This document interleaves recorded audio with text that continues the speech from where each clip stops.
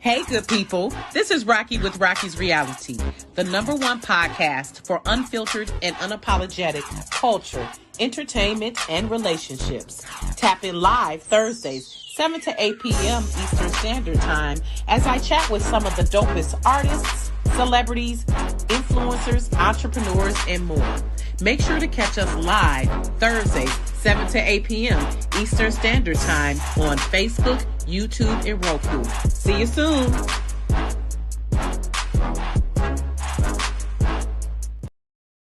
It's okay. We can bop. I see you bopping a little bit, Terrence. I know you're a music fan like me.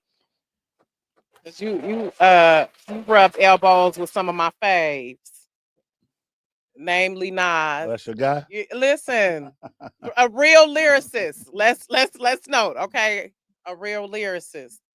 All right, so shout out to Nas, by the way. Who, God's yes, son. definitely. Good dude. One of the great poets on the mic. Okay, prophetic poets too. But let me get off my soapbox. Welcome to Rockets Reality, everyone. I'm excited because go ahead, Joe. Okay, I appreciate Joe. Listen, get you a Joe on your team, y'all. Get you a Joe. Okay, so now you can share it from your Facebook. Okay. Terrence, thank you. I appreciate you. I was like, wait till you go live. So I'm saying Terrence. Y'all hearing me say my guest Terrence, and if y'all don't know, you will know. And a lot of people, of course, we know in common because y'all know Detroit only has 3 degrees of separation, and so that just lets you know when you're around good people, right? Did you go to Rocky's Reality? Rocky, now you know I'm an old man, so Don't even try. Go to the Rocky's Reality. Rocky Reality, you gotta get me there.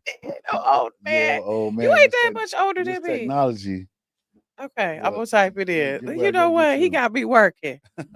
Oh, is this? And see, I see you got an Android too. Yeah, so listen. Okay, y'all, stand by right You quick. know, focus up. You're just lucky to have a phone. You know what? Okay. You good Okay, now what I gotta do? Okay, now just share it on your page. Hit share. I know you know how to do that. Here's share right here. Boom. Yeah. There we go. We good. Share now. Yeah. Okay, there we go. Good money. Like, you know what? And he's super intelligent. I don't know why he acted up. Something new today. Don't even try it. Don't even try it, because you know you smart as hell. You one of those be fucking with people on purpose. He like your brother and cousin. That's why I love you. You are. You like that cousin who get on your damn nerves. Like, you do that shit on purpose. Right. But anyway, Terrence Wheeler is a highly respected professional with over 20 years of experience in community relations and philanthropy. I'm not going to go through the whole resume. Y'all know how I do. But he's been working with the youth. Like he says, if not us, then who? Is that right? One is that if not us, then who? And I appreciate how you boost to the ground. He's also an educated man. Went away to school to Arizona. Mm-hmm. We're gonna talk about why did you come back to Detroit though? Please, yes, because Arizona is a whole other world. Yes. Play basketball overseas. Yes. Is also has a certificate in advanced educational leadership from Harvard University. Come on now. Listen, come on, Detroit. Oh, I'm just saying the highlights. Let's go. And we're going to discuss that too, because my husband and I, when we first got together, we used to kick it on Beechwood, which is not too far from Vinewood, right? Right. Yeah. So same area. His current position is Executive Director of Political and Community Engagement at DPSCD. Y'all, listen, I remember when DPSCD was DPS, okay? So kudos to you, though. So welcome to the show, Tarence. Thank you so much for having me. I appreciate the opportunity. And if you all have heard of the All-Star Turkey Giveaway, that's Tarence with Big Sean, another one of my faves and my fellow Aries. To my man Derek Coleman. Yes. Day one, me and him put this thing together. And so if not us, then who? Not now, then when? And Derek is a fellow East Sider. He's my fellow East Sider. Derek grew up not too far from here, Hazelwood, 12th Street. Shout out to them 100 years, Northern Eskies. I love it. Yes. Yeah. Basketball legend. So shout out to him. I just love how you use that leverage to make it happen for the little people. Yeah, oftentimes, it's we have a slogan that says powerless kids need powerful friends. And just when you think about the lack of resources sometimes in our community, you need some powerful people with resources that can come back and give back. Oftentimes, those who have it don't give. It's the 20% that don't have to give you more. It's the least of thee. And so most of our programs, most of the things we've done in our careers has derived out of pain. Because as a child of poverty, you keenly understand what it feels like not to have. And so I've always said that if I ever have a position, I want to use that position to enrich the lives of other people. And you've obviously utilized the lessons taught to you from your grandparents. Because I was listening to one of your interviews growing up in the household, the grandparents. You said there was 13 other children there. Yeah, and I'm the grandchild. I'm the biggest of them all, and size wise and clothes I needed, was bigger than my uncles and my aunts and my grandmother. Just another mouth to feed, but she just taught me a lot of lessons. And at the end of the day, she talked about not just being successful, but being significant in your community. More importantly, because the salary and the title is not your anointing. It's what do you have to give back? When I leave this world, I want to leave on empty. I want to be able to have a day that's useful, a night that's peaceful. And at the end of the day, my work is fruitful. Absolutely. Because all the fancy cars and all that is great, but we need to. I love when, not I love, but I hate when people die, but I love when we can talk about the impact we made on their lives. And I'm actually going to a funeral of a girlfriend of mine who was 49, going to her funeral on Saturday. And when you talk about impact, she was someone who made an impact on me because she is someone who encouraged me to take my health more serious after she had health issues. And that's what you mean, like by impact with the kids too. Those kids, when they're grown up years from now, are going to remember how T. Wheeler was in the hood with them digging up ditches at the school, the middle school. And I love how you come with the history, Southwest Detroit, Absolutely. how you just have really entrenched yourself in it. And I just admire you. I want to give you your flowers, Tarence. Thank you so much. I appreciate that. I admire. Appreciate that. I just actually, before this interview, I was in Southwest Detroit at 2 send-offs that I went to prom send-offs that I wanted to show up for the kids because, once again, talking about out of pain. And even though prom triggers me because my prom wasn't what I needed it to be because some adults didn't take care of their business. And oftentimes that's where the pain first starts because adults have misled kids or lied to kids or didn't show up and show out for young people.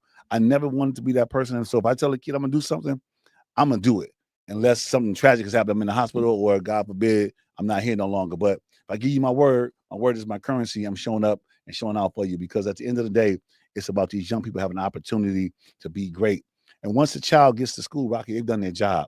Their success is predicated on adult participation. How are you going to help that kid cross the finish line? What skin in the game do you have to help that person fulfill their dreams and expose them to opportunities? It's the antidote to poverty is access to opportunities. But oftentimes we do a lot of poverty pimping and make poverty look good. When in fact, it's a struggle. So you got on some Air Jordan. Yes, absolutely. Yeah. We got Balenciaga, but can't spell Balenciaga. I'm sorry. You know what? Listen. Don't even get me started. The certain basic skills are missing. And this is why I love being a writer. Because I don't care how far, and this is what I've told my kids, I don't care how much technology you get, how many PlayStations and all that other stuff that y'all get. Nothing will ever have been able to read and comprehend and write and be able to communicate effectively. I was teaching my son that we were out of town. Like, you have to communicate effectively. You have to show up in the world.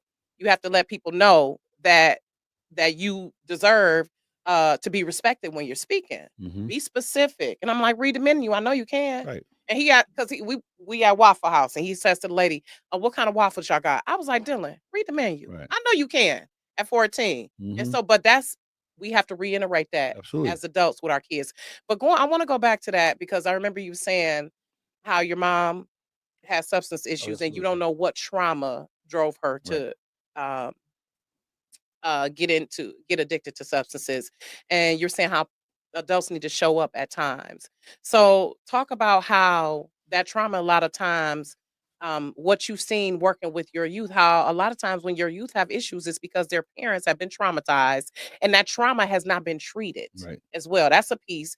And like you said, poverty, we don't have resources, right? So what has come from that experience? Well, once you have experienced that in yourself and you don't forget those days, there's certain things that can trigger you. I can ride down 14th and Buena Vista and remember us being set out when I went to Stewart Elementary School. I can go to certain spots in the city and it'll trigger something. At the end of the day, if you got to have some good adults in your life, sometimes the very people we're trying to retain, God has removed for a reason. And so when I think about it, initially, my upbringing, I was upset. I was mad. I was pissed off at my father for being absent. I was upset with my mother for being on drugs. I'm like, God, why I gotta have these type of parents? But I tell you, Rocky, had I not had them, maybe I don't have the work ethic, the drive, the ambition, the determination. Now, I think the right amount your grandparents raised you, and that guided your path. The right amount of trauma is good for everybody. Okay, the right amount of adversity. Okay. However, when you exceed that, that's the problem. Right. When you hungry and homeless, now you ain't think about homework. And you don't have anything to help ease that. You don't have loving grandparents. Right. You don't have a supportive friend or someone. Yeah. That's what's missing today. Is Big Mama's gone. Yeah. And my grandmother, fortunately, was 60, 65 years old. And so she was able to take care of me. She had the time, the patience, and she just taught me a lot. And I see in our young people, one thing I'll say about our young people is that no kid that has seen their parents struggle, they have drive. They're so driven when they see their parents struggle. Yeah. They will run through that brick wall because I want to win for my mama. I want to win for my little brother. I want to win for my little sister. These kids are determined. What they need to do is be loved on, love past their pain, spoken to. If I speak to Rocky, if I'm an educator and I speak to Rocky 5 days a week, and there's 4 weeks in a month, that is 20 contacts I have with Rocky. Over a 10-month period, that's 200 contacts. Me and Rocky have a relationship. I know what's going on at home. If she's eating, if she's sleeping, if somebody, heaven forbid, somebody's touching her in the middle of the night. So I know all that because we have built up trust. And once I build up trust, I can better serve you as an educator. Far too often, we don't know the kids we're trying to serve. Those kids are not comfortable telling you what's going on. Right. They've gotten used to hiding it, and they're coping it. Yes. And they're being taught to tuck it away. And that trauma is physiological. And chaos has become normal to them. And so, of course, then you go to the culture now, that where you don't expose family secrets. So we don't learn what's going on in the family until there's a funeral or wedding. All of us. Oh my God, I didn't know that about such and such. I didn't know he had 2 other kids. Okay. Sorry. All right. Well, I didn't know that the nephew was really the cousin. Right. I know how somebody brings somebody. Uncle was really his daddy. Exactly. Okay. But then we want to be mad at R. Kelly and Diddy. Oh, talk about Diddy. I'm gonna just say, and not even just. I'm not trying to pick on Diddy or R. Kelly. My example is as a social worker, as I've told people, y'all need to make sure you're looking at Auntie Janet and Uncle James. Okay, those are the people who we need to be worried about. Now, yes, celebrities influence our children, but it starts in the home. If we can be brutally honest as a culture, and really go back in your family tree. How old was your granddaddy and how old was your grandmother? We was talking about this, didn't we? So oftentimes, granddaddy was 9 or 10 years older than your grandmother. Yes. That was my exact story. 13, he 21, 22. Yeah. My paternal grandmother, So when I so when I look at people, and I'm of course I'm a little bit different when it comes to age differences in relationship. I think you should be 4 to 5 years, in my opinion, Terence Wheeler, 4 to 5 years up or 4 to 5 years back.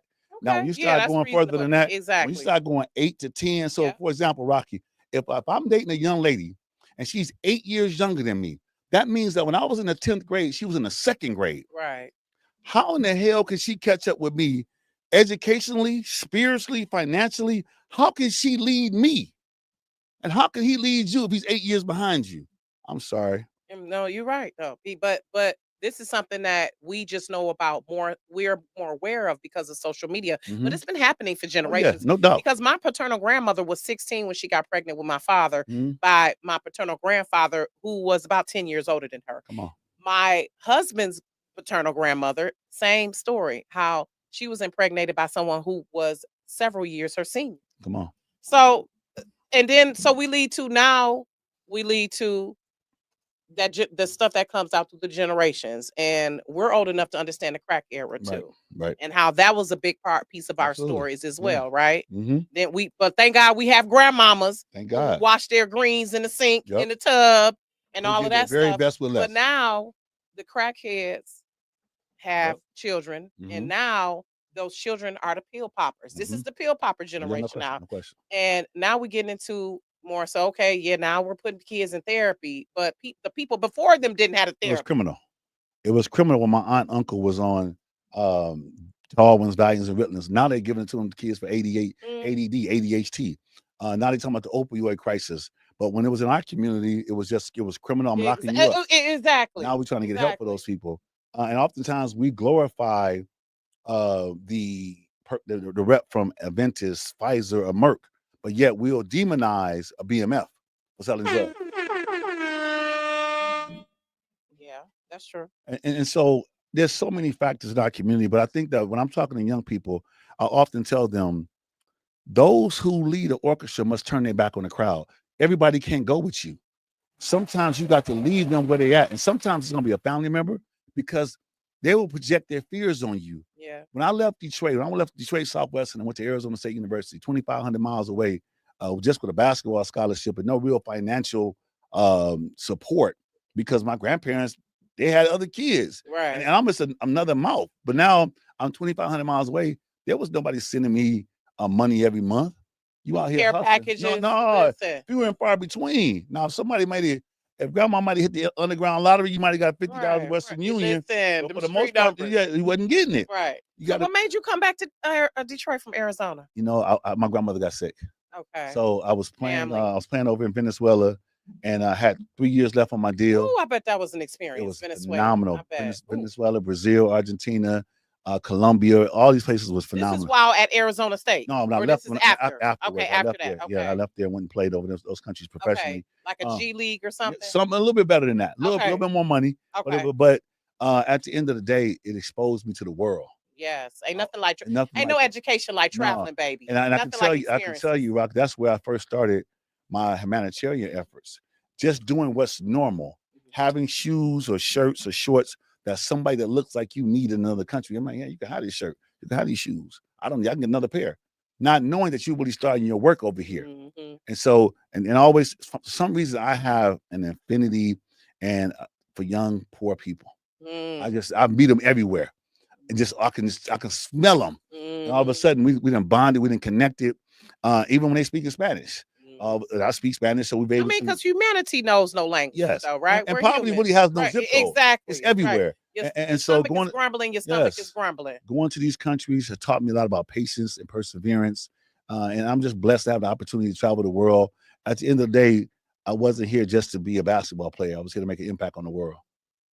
So, okay, the impact you making. And earlier we were, hey, thank you everyone for tapping in. Sheila, Nathan, okay, I love it. Hey, Kyrie, Keisha, all right, Derek Coleman checking in, all right. 44, what up, though? Listen, I'm glad to have you on the show as well. I love it. And by the way, I want to say, y'all, even though this is May is Mental Health Awareness Month, or mompreneurs, I had to make sure I made space for Tarence because we've been trying to catch up with each other, and I just really believe you're our outstanding pillar of the community. Thank you so much. And you consistent, and that's what we need. Thank you so much. That's what we need to really, and I appreciate and respect that. So, and I feel like this is definitely a pivotal time where we need to see more men in certain positions, women as well. Yeah, but as a woman, women have done a phenomenal job. Yeah. No disrespect to the women, phenomenal job, but we have to do more. So collectively, if we can work together, we can accomplish a lot more. And me and Derek talk about it all the time. I mean, just growing up with single parents, having a dream to make it out of your community, setting and goal setting, and all of a sudden, he makes it to the NBA, a #1 draft choice, Olympic gold medalist, all-star. There's opportunities there. I'm doing my thing, but was that your dream as well? Absolutely, it's been my childhood dream. But sometimes your dream gets deterred and derailed. But at the end of the day, have you made an impact? What does that dash represent? From September 2nd to God Calls Me Home, what does that dash represent? Yeah. How many people have you helped? Have you made an indelible impact in your community based on the resources in which you have? And so, me and him, I'm sure you supported others in their dreams. Yeah. And so we talk about this all the time about our body of work is just to inspire somebody else to do something in their community. Yeah. They may not have the all-star give back that we have for 4,000 or 5,000 turkeys, but you can do 100 in your community. Right. You can buy 100 pair of socks, exactly. 100 belts, help somebody, 100 bras for somebody. Yeah, I love it. Thank you to everybody tapping in all these comments. I appreciate y'all for tapping in. Exactly, because this is what I tell people, like when they're writing a book, and they're like, "I want my book to be for everyone." It doesn't have to be for everyone. Then it just if it's just one person you help, it's 2 or 3. It can multiply what you're doing. Like the one kid that you're helping, he could grow up to be a world leader. Yeah. And I love how young kids, especially young men, can see you in the community making a difference. I know. Has it been any who you've seen later? I'm sure you've seen them, and they've told you how you transformed their life. A Because you've been lot. working with youth over 20 years Yeah, now, so I'm sure it's been it's a some lot. you've It's a seen. lot. Like, dang, this kid, Yeah, I it was just, like a 360. you know, and I love seeing them running into those kids, whether they got a job. We've helped kids get a job at Home Depot, White Castle, um, Chick-fil-A, you name it. We've helped these kids get an opportunity, and they don't owe me anything. Just take care of your business, make your mom and your daddy proud, and remember that you got your job is to help somebody else coming behind you.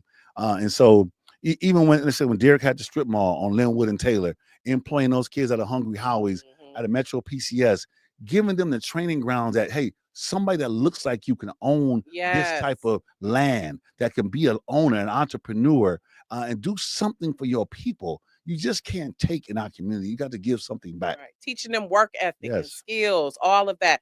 That's something, one of those, that concept of teach a man to fish, Mm-hmm. you know, he'll be able to eat for life. Right. So I really admire that. So I had to now, you know, I got to get to the question. I got to ask Terence, you know, if there's a lucky lady, and what did you say? And not even just to get in your business, but there was the philosophy you said that I'm interested in more. So, well, you know, I'll say this, that anybody, I ask people who are successful 3 questions. What do you want to do? How bad do you want to do it? How much are you willing to suffer to get what you want?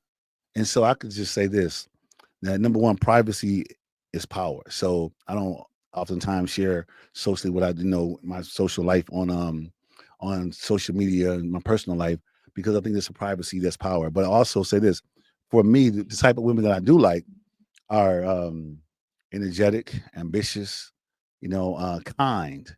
Kindness goes a long way. yes, it does. Kindness It don't goes a cost long nothing way. to be a nice person. Yeah. Like, yes, It doesn't cost you anything. to be a nice person, to be a decent human being. It don't cost you nothing to pray for somebody. To Yeah, say thank you. exactly. So Or just to help open a door or there you something. go. Yeah. Yeah. So But no, it was enough. So so okay. if I open your door, then by the time you get to the second door, you should open mine. Exactly. Ah, yes. And I've done And that. if I say if I open your door, it's not that I'm trying to talk to you. It's just I'm opening your door because I'm a man. You're a decent You're a person. woman. Right, You know? right. So she's energetic. Okay, y'all. Listen, y'all can hop in my inbox if y'all want me to connect y'all. So, but no, I want to get back to the philosophy you said. You said sacrifice. You have to sacrifice. Well, it comes at a cost. It comes at a cost. It comes at a cost. Yeah. See, grace and mercy comes at a cost. Progress comes at a cost. Yes. Some you were saying. Yeah, it's a cost to this. It's a cost to being successful. You have to sacrifice. Success requires some level of sacrifice. A lot of successful people who have a mate, though. Yeah, a lot of them unhappy too. A lot of them unhappy. So at the end of the day, I can't be responsible for anyone's total happiness. Yeah. I can add to it from time to time, but you got to find some things that make you happy. Because I'm so driven with this work that we could be on a date and I get a call from a kid. I got to drop you off. Damn. Yeah, because guess what? Somebody did that for you me. Really like her though, T. She can ride with me, but you can't ride and complain. Okay. You got to say, you know what? Hey, that's why I'm looking at the compromise there. That's should good. Be able to say, invite her to come with you, because maybe she can help with the kids too. Or maybe you could say, you know what? I'm gonna stop over here. I got something at the house. I always ask women this. Yeah. Where do you volunteer at? You know, what do you do in your free time? Who are you mentoring? Who are you helping? Because if you're not doing those things, we're not aligned anyway. Yep. Okay. It's got to be more than just the material things, more than just the stuff. I need the stuff in. Exactly. Yeah. Oh. Talk to me, dog. Talk to me. Come on, Joe. Let's get a chime on that one, Joe. That was yeah. Okay, so we gotta wrap it up. Hey, I mean, great conversation, Thank you. Terence. And it was so many questions I want to ask you, but I like to let things flow. Yes. So, what you got coming up? The All-Star. I know in fall you're gonna have the All-Star to give away, but what's coming up next? So I think, but what we have next, Derek Coleman has his middle league basketball tournament coming up in June. Oh, that's gonna be nice with the young fellas, giving them an opportunity. We're gonna do some suits for some kids for graduation, but leading into our back to school opportunities, stuff in our backpacks, not just with school supplies, but toiletries that kids need each and every day to be successful. Body wash, deodorant, toothpaste, toothbrushes, things of that nature. Then, of course, in November, it's going to be our annual All-Star Give Back. We're looking at that in multiple cities again this year. And hopefully we'll be in 10 cities this year and all 50 in the next year. So that's yes, let's go. Is it still? Are you still? Is the Terence Wheeler Foundation still? It's Terence Wheeler Foundation. It's Derek Coleman Elite, but it's called the All Star Give Back. But the foundation part of it is just for us to be able to get donations, to be able to help with the cause. Because at the end of the day, people are not lined up because they want to see a celebrity. They're lined up because they're hungry. Exactly. Exactly. Shit. The need is great. The need is great. And so the new face of poverty is no longer the working, the bum on the street. It's the working poor. It's that person that makes too much money to get help, not enough to survive. Less judgment, more help. We're not asking you for your ID. We're asking where you work at, where you live at. If we got it, you can get it. Yeah. Okay, I got one more question. The Derek Coleman, I want to see about getting my son into that. What's the age? So I think it's middle school. So your son playing on a middle school team right now? No, How old is he? He's 14. He going into the 9th grade. Oh yeah, we need to put him on a high school team then. Okay. We'll talk. Because he was like, I want to play down. He wanted me. He actually was asking us to like let him stay back. Okay. So he can play so he can play up. We're not holding you back in school though. Mm-hmm. Okay, yeah, opening the food pantry next week at Henry Ford High School, honoring Greg Kelso. Oh yeah, I already said. Oh, shout out to them. Send me. Let's go. My husband is a huge basketball fan, by the way. So the only reason I know and know as much is because of him. Shout out to my husband because basketball is So, but. And my grandfather, of course, rest in peace to him. This is what I want to ask you as the executive director of community engagement for DPSCD. Mm-hmm. What do you want to see from the next mayor of Detroit?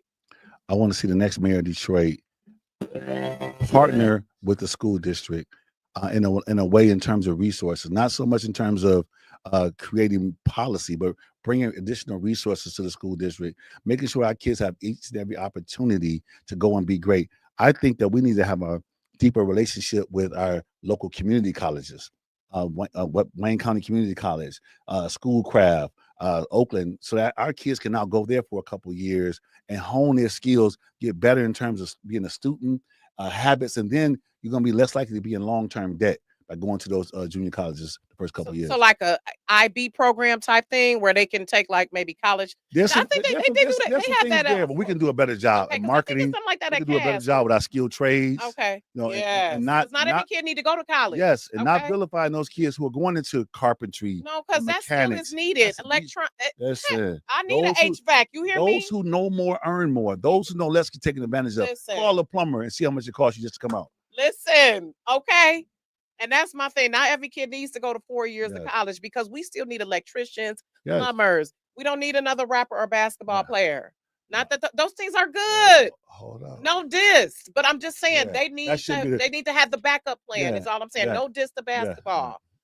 Please, because I'm gonna say this. I want y'all to stress both. Yes, that's my thing. Absolutely. See, my son at times he'll prioritize basketball over his education, and I'm like, it's still skills you need. Right. But that's because they're marketing. They're not marketing plumbers. They're not marketing landscapers. They're not marketing tree trimmers. Sports is a microcosm of society. Sports gives you the cheat code, discipline, consistency, teamwork, accountability. It also shows you that you can be up by 3 and lose by 2. New York Knicks was up by 15 points. Indiana Pacers scored 26 points in like a minute and 53. End up winning that game because New York Knickerbockers were not good stewards over the resource, which is the basketball. Can I say one thing before we get out of here? Just triggering. And I'm not dissing basketball. I'm just saying I do feel like we need to pour more into those programs to let our kids know it's other opportunities out here. If you know about a sexy red, then you should know about Malcolm's birthday. Exactly. You should know some other things about Ruskin. You should know. Yeah, exactly. I want to give a shout out, if I could, real quick, to my main man, Derek Coleman. Lefty man, I love you, man. I want to say this, Rocky, talk about my mother. Me and Derek Coleman was having a meeting at a restaurant. I get a phone call from my sister that my mother had been kicked out of a rehab on 6 Mile in Gratiot. I go back to the meeting thinking I had a poker face on that no one would recognize that what the call I just received. But me and him been friends so long, he knew something was going on. So he was like, T, what's wrong? I said, oh, nothing, bro, nothing wrong. No, man, what's wrong? I told him my mother had got kicked out of this rehab and that I didn't know what to do, that I was really at my wit's end. We have been everywhere in the state of Michigan trying to get her help. He reached in his pocket and gave me every dollar he had and said, man, go help your mama. Big fella. Listen. One love, those boy. The real ones. My man. Yeah. 44. friends of quality. That's right. I love that. Salute to you. So yeah, definitely I need to have you on the show to hear your story as well.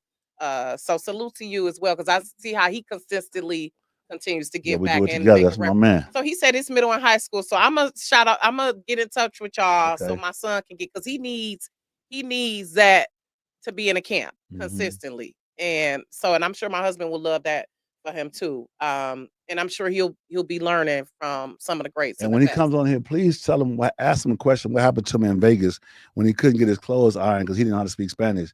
He had to call his homeboy. Why you Ask him let about out that. the secret? Let's go. You let me go, little birdie. I love it. That's good. you know what? See, this is why.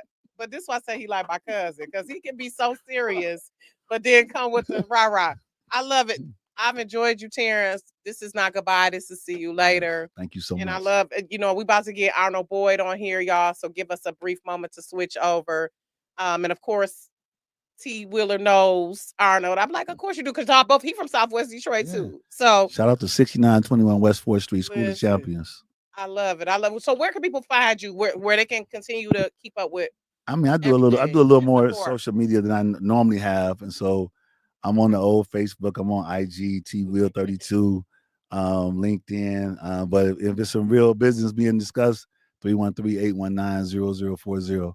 I ain't running from nobody. Okay, I know that's right. Because he know how to let you know the time is up about that business. I know you a Virgo. We don't play no games. I know it's serious. Yep. September Virgo. I did get yes, very. Yep, very much so. So I appreciate everyone for watching, but stay tuned. We are coming back with Arnold Boyd. So just give a few moments as we switch over. All right. Thank you for coming through, Taryn. Thank you.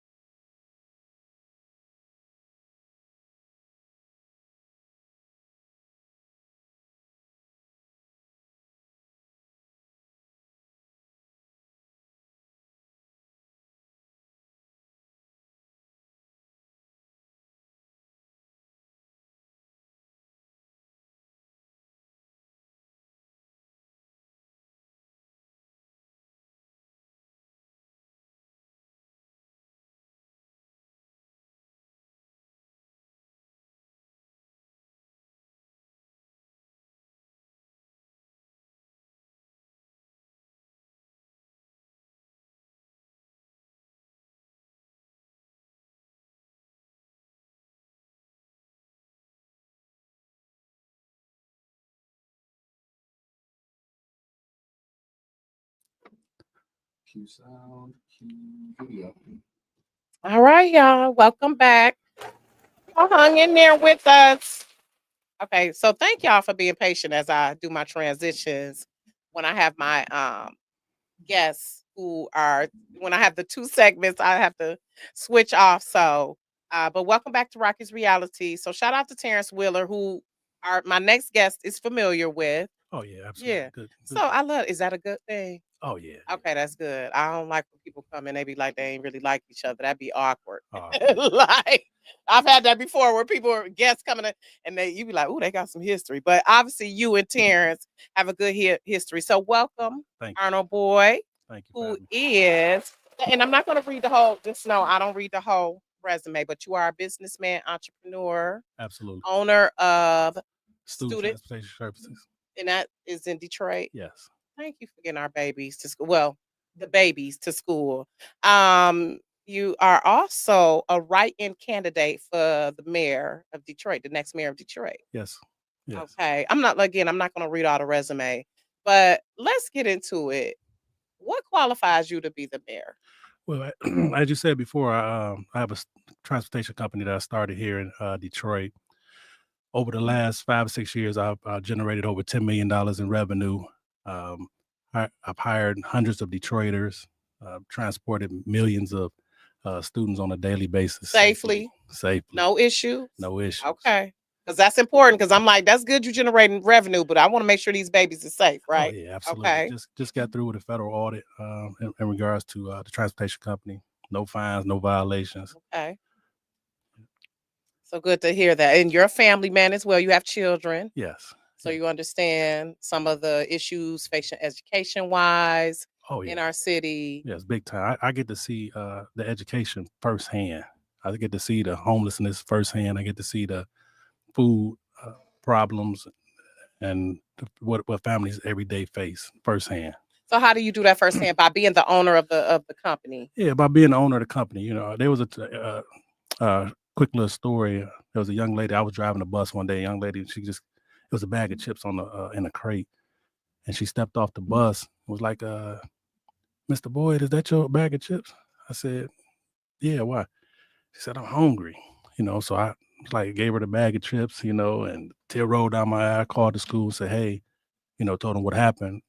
Went to the grocery store, bought the young lady family some groceries to help out, and you know, and also, you know, told mom and dad, you know, you need anything, you know, let me know.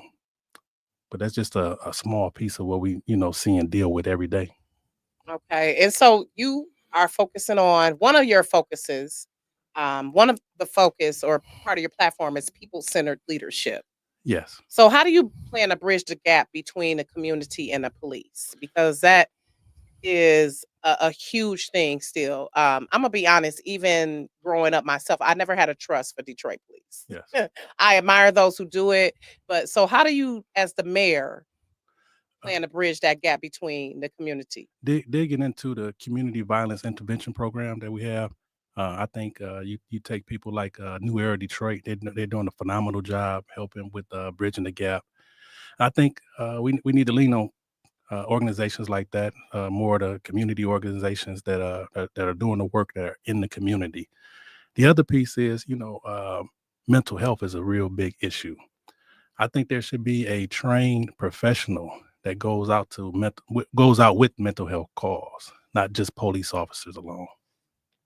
I'm glad to hear you say that, and that should be a requirement, really. Yes. And so tying into that also, what about at the Run the City Forum, I heard a lot of talk about transportation. Yes. And as someone who took the DOT myself, it disheartens me that transportation is still an issue in a city as large as Detroit.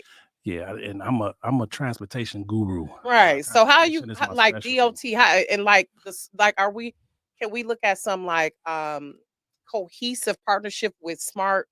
And you know, because it seems, and just some type of the queue line is working in some aspects, but it's still not sufficient enough. Yeah, it's the whole process is not efficient. You know, the queue line runs down Woodward, and so do the buses. So you'll see a bus driving around the queue line, and it just doesn't make sense to me. So I think there's some more thought that needed to go into that program. We need a mass transit system, that connects all 3 counties.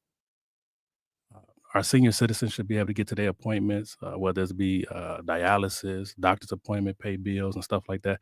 So we need to bring a program together that brings, you just think about this. DPS, they spend about $40 million, right, on their transportation budget annually. DDOT spends a great deal of money as well. We can pull those resources together, and I believe that we can get everybody to where they need to go, but they need somebody who really knows how to do it. Okay, and because you have the transportation company, and you said that's been around how long? Yeah, I've been doing transportation about 15 years now. Okay, and so prior to that, what was your background? Prior to that, I was just doing little odds and ends jobs and stuff, taking care of the family. That was kind of about it. I grew up. My mother had a restaurant at a very young age, and I think it was an E-course on Biscuit Road. So that's kind of where I get my business acumen from. Okay, and I also want to touch on that where you say build a school to prosperity pipeline, because again, that ties in with having education. These are just basic, transportation. These are basic services that our city has lacked on for decades. So I guess a lot of people want to know, as a write-in, how are you going to come in and change that? So I was a product of a school to prison pipeline, and one of the things that I want to do is work closely with DPS, appoint a liaison to work with the school district. And I think we need to bring skilled trades in at middle school. Everybody's not destined for college. I know everybody like to say, oh, college this, college that. College is not everybody's thing. Yeah, we were just speaking about that, Terence Willer and I, about some skilled trades and how you still need plumbers, you still need HVAC specialists, you still need electricians. Right. Because 4 years of college, especially as much as it costs, is not for everyone. Yeah, I pay mechanics to work on my school buses, $40 an hour. Even I buy a lot of commercial properties, and you want to bring some of the black business in there, some of the plumbers. It was black plumbers coming in where they didn't have no legs. They kids will pick them up and set them on the ground, let them do whatever they do with the pipe. The kid put them back in the truck, they cover it up. But it's not enough of our kids digging into these opportunities: plumbing, HVAC, millworks. Absolutely, absolutely. So what made you decide? What was the moment, Arnold? And so I have a little fun fact here, because I was thinking, I was like, has there ever been, how many people have been successful winning an election as a write-in? And I looked back, and ironically, in 2013, Mike Duggan was a write-in. Yes. He won the primary and then the general election from being a write-in. Yes. So do you see yourself with a similar fate? Oh, yes. I'm one of those people. I love seeing people excel at different things, because it lets me know that I can do it. And it's been, as far as I know, 2 in the whole United States. It was a young lady in, I think, Anchorage, Alaska, and Mike Duggan as well. Mm-hmm. And your other question was, why did I get into it? Is because, as a citizen of Detroit, I always wonder why, we elect people, right? We elect people, and the laws they make, it don't seem to help us. Right. So it's like, I want to give the people of Detroit a different option. Somebody who's been through some things, who's had some similar backgrounds to fellow Detroiters. We always vote for the people that have name recognition, career politicians, and basically they just slapping fires. Okay, it's your turn. Okay, it's your turn. And the agendas are still the same. Even when you look at Detroit as a whole, right? Downtown is beautiful. But when you go in the inner cities, it's not being touched. It's spotty here and there where they're doing stuff like on Livernois, or was it Linden or Dexter over here? But the community as a whole, the investment's not being made. There's a lot of infrastructure problems that are being overlooked. There's a lot of just basic city services. And why do you think that is? What's lacking? What's the gap? You think it's relationships that need to be built with other entities that haven't happened, or? Yes, and I believe that there needs to be. It's almost like when you look at Detroit, it's like putting lipstick on a pig, right? It's still a pig. We don't came a long way now. Where? Let me tell you where. From the boulevard to the water, Lodge to 96. Yeah. Anybody that lives outside of that zone shouldn't be voting for nobody that's currently in politics. Yeah. You know, I've been in the streets every day, and you know, even I met a lady, 80-something years old. She just got a $1,800 blight ticket. Her husband changed some tires, sick, never went back outside, and 4 tires sitting in the car, and grass was on the back of her fence. She got an $1,800 ticket. Lady been in the house 57 years. Why would you get this lady an $1,800 ticket? Right. And I've seen this even with my own businesses where, you know, BC has attacked me with $1,000 tickets, you know. So I think that we need to make this election about the people. You know, even when it comes to investments, I don't want the special interest money. I want the money from the citizens. That's who I'm going to serve. I'm sorry, go ahead. A lot of these, some of these candidates, they taking, you know, the special interest money, you know. So who you think will win? The special interest, the people that's building the $1 billion buildings, or the, you know, the blue collar worker, or, you know, that's, you know, got the house that may be $100,000. You know, they're going to keep getting looked over. Right. So is this, and I'm glad you're aware of that, because unfortunately, it's a lot of times that politics win over people. Correct. And that's where the distrust at times comes in, especially with our seniors. So you have a project or a plan to protect seniors from losing their homes or getting those blight tickets. Correct. What can you give some details on that? Yeah, so we go create a legal aid for the seniors. You know, there was a senior citizen. I got a million stories. There was a senior citizen the other day. She owns 2 houses, no kids. Right, the neighbor's trying to take the house from her, trying to put the lady in the home, and her basement flooded. Hot water tank went out. So a young lady that worked for me, her husband is an HVAC guy. He went over there. The furnace and HVAC and the hot water tank went out. He went over there. I bought the parts. He provided the labor. You know, we was able to get the water out the house. You know, get these the heat and the water back up, and she was able to stay in her house. I feel like, you know, even the other day, me and Melanie and my team was out. Young lady had water in her basement, and it was really disheartening. It was mold in there. The water was dark and murky. The young lady had child was artistic, and when you walked in the house, you just smell the mold. In my administration, we not go sleep with nobody with waist high water sitting in their basement. It just doesn't make any sense. We got to dig into, you know, where we came from. I've met so many people that's been in their houses, even during the riots and stuff like that, and they just holding on. You know, I think we need to give the city of Detroit their flowers. We give Mike Duggan his flowers every day. Every day, all I hear is Mike Duggan this, Mike Duggan that. I want to hear the people of Detroit get their flowers. I want to hear about how they stayed during the pandemic. They stayed through a financial collapse. They stayed through non-city services. They stayed through a failing education, and they still here. So I think the city of Detroit, by voting for me, will get their flowers that they deserve. So, and I really admire that you're for the people, and just wondering how, in order to get those grants and to get those resources, certain relationships need to be in place. Correct. So how do you feel you'll be able to leverage certain or access those relationships? Because let's be honest, money talks. Money is still needed. Funding is still needed. So how will you be able to obtain that funding that needs to happen to where DOT and DPS can partner for transportation? How are you going to make it so grandma's not getting that blight ticket, or her pavement will be fixed, or her lighting will be fixed? Like, how will you make those things happen? What relationships will you be able to leverage? So, you know, as I said before, you know, my company has generated over $10 million. So this didn't come, you know, easy. This didn't come with, you know, I've had banks take loans away, because they've seen stuff in my past, $500,000, $1 million loans. So I had to learn how to get creative.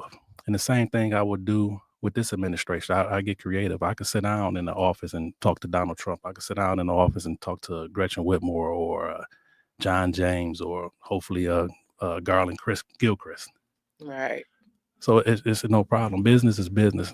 And I coach a lot of small businesses. And one thing I always tell them, business is business. It's just the wrapper is always different based off of that business. Okay. So speaking of loans being taken away because of your history, let's get into that. Let's shift a little bit and talk about how you have overcome some serious challenges, some serious life detours, and possibly they were for a purpose. So let's talk about that. You spent some time in prison. Yes. And so let's talk about that journey and So basically got involved with the organization. Wasn't a problem child, wasn't a person that got in trouble often. I had lost a job, basically went to my brother and started working for an organization. Essentially we was arrested and stuff like that. So can we name the organization? Yeah, I just don't name it because I don't glorify, what they did. Okay. I was a part of the BMF organization.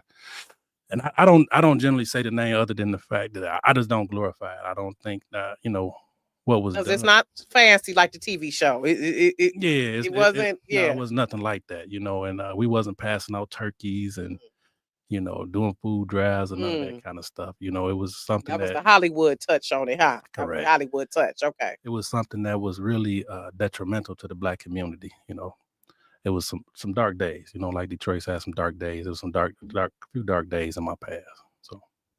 And so how long did you spend in prison? I did. I had a year and a day sentence. I did 10 months, 2 weeks. Oh, good. Okay. Yeah. So so after, how did your trajectory of your life change after that? When I sat in prison, I asked God, why did I have to come here? Why did I make these decisions and stuff like that? And he said, man, he basically, said, I needed your attention. So I started getting more focused on exactly what my purpose was, because I felt like my entire life I've been, running from my purpose. Even growing up, God used to give me visions that I was going to lead a people, so now I see everything I've been through, the heartache, the pain, the hunger, the head bumps and stuff like that. It was for a reason. It was to prepare me for today. So I'm ready for battle. Okay, so I guess that could be part of advice that you would give someone who felt like their past may have disqualified them from making a difference. I'm glad that hasn't deterred you. Yeah, it's real discouraging because, like, even when you got out of prison, they just really just turn you loose. Anxiety. No therapy, no nothing. So I would like to definitely dig into our returning citizens to make sure that it's not a revolving door. A lot of these guys don't know that it's possible. You can vote, you can go out and get loans. You could be successful. You could be entrepreneurs. So I'm actually putting together a returning citizen expo. Okay. We're going to have jobs, teach them how to fill out resumes and Please, how to navigate the laptops. Because I have an uncle who, when he spent time in and he's come out, that's been one of the obstacles for him, like knowing how to work the computer, because applications are online now. So giving them those skills, those tangible skills. Yes. And then a lot of those guys are hungry, but they don't have any direction. And then when they come home, a lot of their family members may not be entrepreneurs and stuff like that, or know where to go to get the resource. And there are actually a lot of resources out there in Detroit. One of the goals that I want to do is kind of bring those resources together. Even with Detroit as a whole, we need to bring resources together. Like even starting a business in Detroit it's nearly impossible. And I see people been saying it, and I seen that there was a press conference today talking about how, they was going to make doing business in Detroit easier. Business in Detroit is like almost impossible. What are some of those things you see as impossible? Getting a building, getting a C of O, certificate of occupancy. Yeah, okay. It's nearly impossible, and then especially if you got a building, own a building in an area that somebody wants, and it's almost like instead of them coming to purchase the building, they try to figure out a way to ticket you out the building, or make it uncomfortable for you. Mm-hmm. The Motor City Match, it's a horror story. Horror story. I know it's people that get it, but it's a lot of people that don't get it. They just make it too hard. Because I've seen a lot of people who seem like they have been successful with it. So how would you change the program? I simplify the program. Like even a business like myself, like for the mom and pops, like if you coming out your kitchen or something like that, it's a great program. But if you have a company like mine that's doing, $2, $3, $4 million a year, there's no help. There's no help. They look at you like you're crazy. There are some incubators that are out there that are helping people. Right, like Black Tech Saturdays. Right. Okay, them guys are doing a great job. They're doing a phenomenal job. Even there's some program, even like the movie industry. Like, I like going to the movies every week, right? Yeah. I like going to the movies every week. Tanja the Shoe Lady, Rocky, all them guys, man, they're doing Beezy, man. Are there some incentives you would put in place I think they're trying to put some legislation in place to bring the movie industry back, or the credits or the incentives for it. Yeah, I think Governor Rick Snyder is the one who took it away. You remember we was going to get a big structure there in Allen Park, and when he removed the tax incentive, it went away. And I think so as mayor, you would help work towards that. Absolutely. Okay. Absolutely. I think the movie industry, the tech industry, they're all, it's tomorrow. We got to invest in that stuff. You think about it.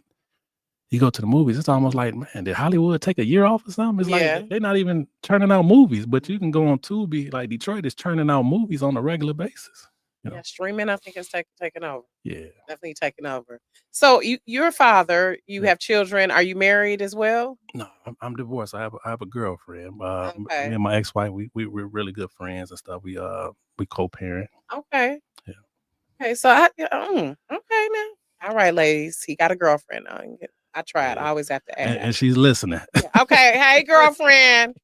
I'm married, by the way. I was just asking, but inquiring minds wants to know. Yeah, I appreciate that. But let's shift a little bit. Since this is May is Mental Health Awareness Month, you got a heavy task ahead of you, and hats off to you. Okay. Yeah, thank you. Let me give you your flowers for because as a lifelong Detroit citizen, it is so many layers to what our city offers and what our city needs. So I commend you for being willing to take on the task. And listen, God willing, you will be successful, because it is.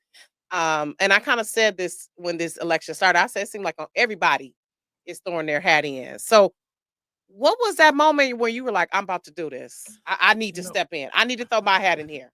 I looked at what was that pivotal moment when you were like, you decided I'm going to be a write-in candidate? Man, I looked at the candidates, right? And I looked at, there's a candidate there that's been on she's been in city council for some time, and she has all these great ideas, but it's like, you've been on the city council 12 years. Why all the great ideas now? So you haven't seen anything executed. I think it's like 2 though. Yeah, one of them 4 or 5 years, but one of them like 12 years. But it's like, I want to see some real change. I want to see something. I want to leave something behind, right? More than Detroit. Think about this, right?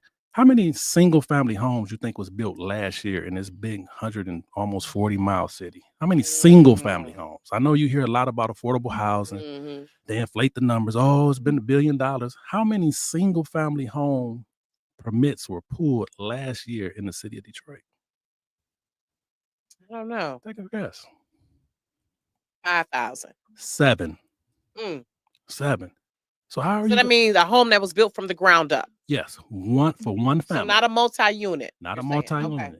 One family, 7. So then you try to figure out, like, the tax problem. Why the city of Detroit is being taxed the way they are? We need to build 100,000 homes. For tax for subpar services, by the way. Correct. Right. We need to build 100,000 plus homes immediately. Single family homes. To help combat the homelessness. Right? Then now we can work with the tax structure as opposed regarding how the homes are taxed and stuff like that, the property tax. I think the people that's been here 50 years, you shouldn't even be paying taxes on your. Like, when did you ever own this house? Right. You 50 years in, and you can still possibly lose this house after you don't pay your mortgage.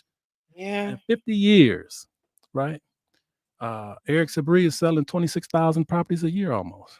Ooh. You know, I always laugh when people Terrible. like buying back the block. I'm excited that you are, but you can't compete when this man is auctioning off 26,000 homes a year around the world.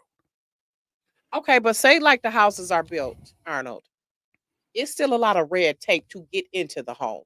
Correct. How do we help people who are not familiar with buying a home? I don't know anything about mortgage and escrow. I'm not educated about that. I just, especially a lot of people who come from, I'm just paying rent to a landlord. I don't know anything about getting a home built from the ground up, or how do I qualify? Where's the gap? We need it. It's a gap there too with educating people how to get into the home once it's built. Yeah. So we need to streamline the process, right? We need to make it simpler. We need to partner with your Josh Doyle homes, your Cambridge homes, and stuff like that.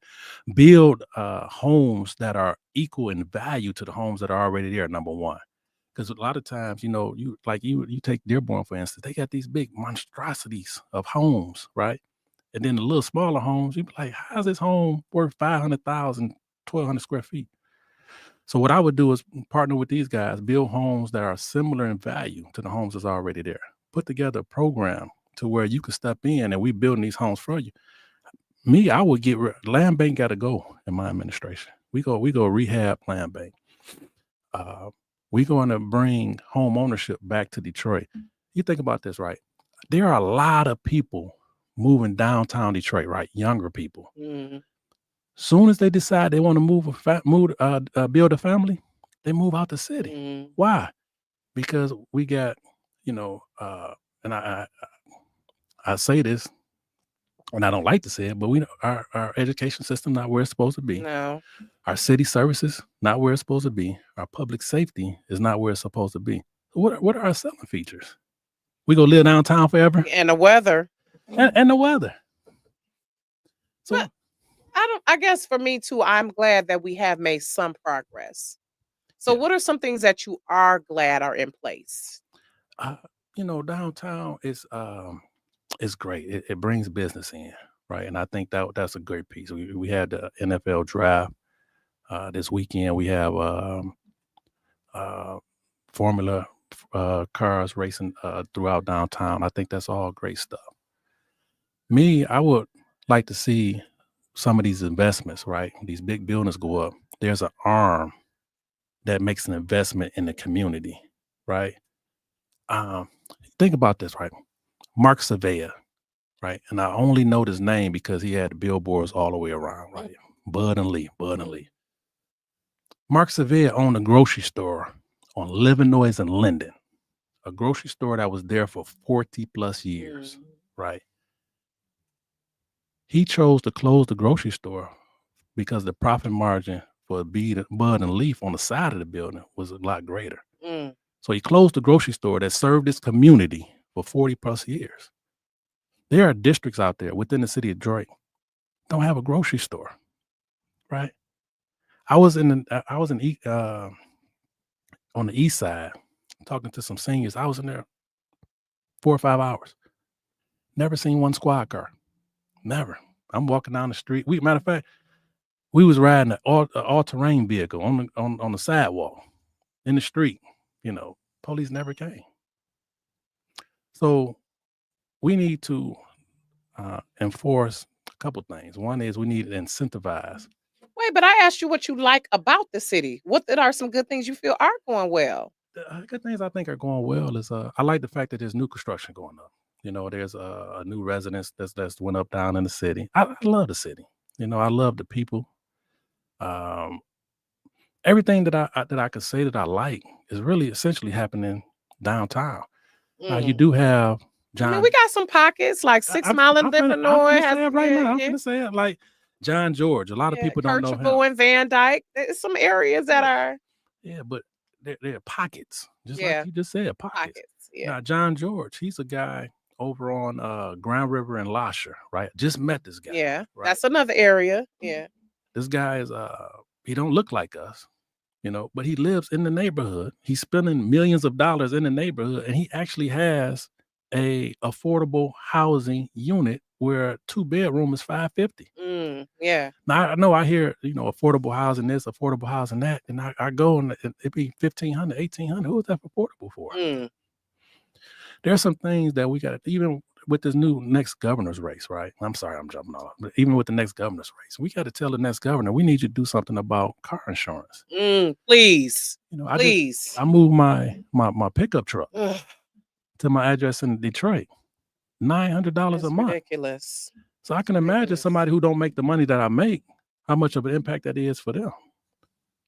But what about jobs? And now people, a lot of people are working from home. What about opportunities as far as that, as far as producing more jobs so people can have the certain income? Yeah, I'm not a big fan of the working from home. I think we all need to be back in office. I think you need to be back in office. All right. So I know you're gonna want to shut that down, but I like to see people, No, I do miss going into the office though. I do feel like seeing people in person does foster cohesiveness. I agree with that. Yeah, it's like, even like you think about the kids, they'll play a video game that play basketball, but won't go outside and play basketball. Yeah. We getting to the point where we don't even want to talk to nobody no more. We just want to deal with our devices. One thing I love about Detroit, and I really want to dig into, is the community of Detroit. That's the best thing I love, the people of Detroit. So reopening some more rec centers, because I see the Coleman Young Center just reopened. We need to reopen and keep revitalizing some of these playgrounds too. Correct. That's what I see. With basketball courts. One of my goals is I want to see a rec center like Romulus Rec, Livonia Rec. Yes. Well, we should have swimming pool and the whole shebang. The whole shebang. I think that every district should have one of those. Yeah. Even thinking about city services, my big brother, Frank, somebody broke into his mom's house. His mom is elderly, 70 plus years old. Man put his hands on her, ran in the basement, ran out the house, put his hands on her again. The police picked the man up. No detective has contacted her. Nobody from the precinct has contacted her. But we need to protect, our senior citizens. So I just want to make sure I get that out and say that. We got to make sure we protect our people. We got to get Detroit. Detroit has been through a lot. Right, we traumatized. So I hope you can make a difference. Definitely, I will. Because there's so many. You will. Let's claim it. Yeah, let's claim it. So let's and wrapping it up. What is your first 100 days in office once you get elected? What would that look like? First 100 days in office, I'm giving a stipend to the DPS. We go start the drone program. There's a lot of communities around us that's doing great work with the drones. I'm going to audit the water department. I'm going to audit the building and safety department. Yes, please. So it's some things that we go clean house first. We go get rid of the riffraff. We go get rid of the overages, and we go get to building the community from infrastructure out. Right. Yeah, because we shouldn't have some of the pipes bursting and things that. What happened in Southwest, and I think that's still being cleaned up. That's ridiculous. And that's the thing. They knew about it. It's another example. We're going to be releasing a video here real soon. The young lady, I call her young lady. She was 80-something years old. She got an $1,800 blight ticket, right? There's a crater in her alley that you could put a 2-car garage in, okay?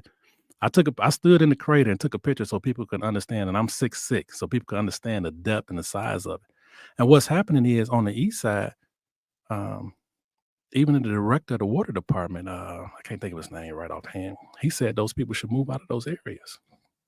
Because the water is contaminated, or what? Because the sewer lines are failing, and so I have photos of sewer lines that are caving in, and so what they do is they send the vac truck out and they punching water through it, and all that's happening is the dirt on above it is just falling into the pipe, and it's creating craters all over the east side of Detroit. So we got to get into that infrastructure and build that infrastructure out. First and foremost, infrastructure. Right, and I guess we'll be under construction with these roads forever, Jesus, because it's craters all over the city that I'm dodging, even in the burbs too. But that's I know you can't do it all, Arnold. I can't. So I commend you again. And where can people find you? Where can they, any events coming up for you where people can meet you? Any town halls? Yeah, we got some stuff listed on our website. I don't have it in front of me. My website is www.arnoldboyd.com, ARNOLDBOYD.com. My Instagram and Facebook is the Arnold Boyd, THEARNOLDBOYD. All right.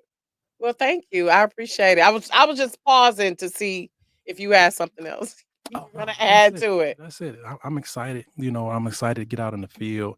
And I want to say this, as in regards to being a write-in candidate, there's some forums going on around in the city, even with the news. And I want to say this to all the forums, to all the cities. I don't care who the candidate is. I don't care if he's a write-in. I don't care if he got 1% of the vote. Give him an opportunity to talk. Right, because I was going to see if you were going to be involved in some forums coming up. Hopefully, you will be. They trying to keep me out. They tried to keep me off the ballot. Keep me out the forums. They don't even want me to put a table in there. But when you say they, who do you mean? The other candidates. They come together. That's probably the only thing they come together for, to try to keep me off the forums. But it's okay, because I'm going door to door. I'm talking to all the people that are all the voters, and making sure they know who I am. Today I was in the Ham Palace, and was talking to people in there, and man, they was like, "Oh man, you're a breath of fresh air." Just talking to them about some of the policies and stuff I'm running on, and some of the stuff that we want to change and see different here in the city of Detroit. And I want everybody to know, if they don't get anything else, I'm a candidate for the people. All right. All the people, because it's a lot of people. All the people in Detroit, and we need to get our numbers up, because census-wise, we don't even have 1 million. You think about this, even when it comes to the census, right? Even when it comes to the insurance, even when it comes to lower voter turnout, think about this. It's probably 100,000 voters in Detroit that can't vote in Detroit because they got their address at their mom or dad's house, so they can have insurance on their vehicle. Oh, yes. 70,000 out of possible 650,000 or so votes. Yeah. And people also just don't feel like their vote matters, or that it's gonna, that I think it's still a lot of distrust with, once we vote for you, are you really gonna do what you say you're gonna do? Correct. And that's why I'm in this race. Okay. All right. I don't know. We're gonna see. Yeah. All right. Well, it was good meeting you. Good meeting you as well. And this is not goodbye. This is see you next time. See you later. So feel free to come back. And it was great having you on. Thank you for having me. You're welcome.